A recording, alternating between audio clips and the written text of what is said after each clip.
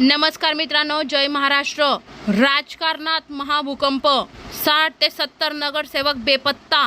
कोणत्याही महत्त्वाची बातमी बघूया। राज्यात 17 जागांवरील विधान परिषदेच्या निवडणुकीची रणधुमाळी सुरू झाली आहे।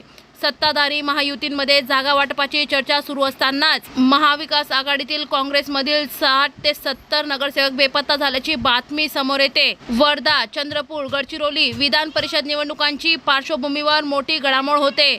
उमेदवार निश्चित नसतानाही नगरसेवकांची पळवापळवी सुरू झाल्याची चर्चा रंगली। विधान परिषदेच्या निवडणुकीच्या आधी काँग्रेसचे जवळपास 70 नगरसेवक संपर्क क्षेत्राबाहेर गेल्याचे राजकीय चर्चांना उधाण आले। काँग्रेसचे नगरसेवक अज्ञात स्थळी रवाना झाल्याची माहिती मिळते, परंतु नगरसेवक गायब झाल्याने काँग्रेस नेत्यांनी चिंता वाढवली आहे।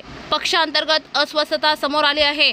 विधान परिषदेची निवडणूक ही स्थानिक स्वराज्य संस्थांच्या प्रतिनिधीच्या निवडणुकीत होणार आहे। जिल्हा परिषद नगरसेवक मतदान करतील, त्यामुळे प्रत्येक नगरसेवक जिल्हा परिषद सदस्याला महत्त्व आले आहे। अशातच भाजपने मोठी खेळी केली आहे। दरम्यान नगरसेवक गायब झाल्यानं विधान परिषदेच्या निवडणुकीत मोठ्या प्रमाणात घोडेबाजार होत असल्याचा आरोप काँग्रेसकडून करण्यात येत आहे। एका मतासाठी 10 लाखांपर्यंत व्यवहार झाल्याची चर्चा दबक्या आवाजात सुरू आहे। नगरसेवकांना आगाऊ रक्कम दिल्याचा दावाही करण्यात येतोय। म्हणजे पुन्हा राजकारणात 50 खोके एकदम ओके असंच काहीसं घडताना दिसतंय। यावर तुमचं मत काय हे कमेंट बॉक्समध्ये नक्की कळवा।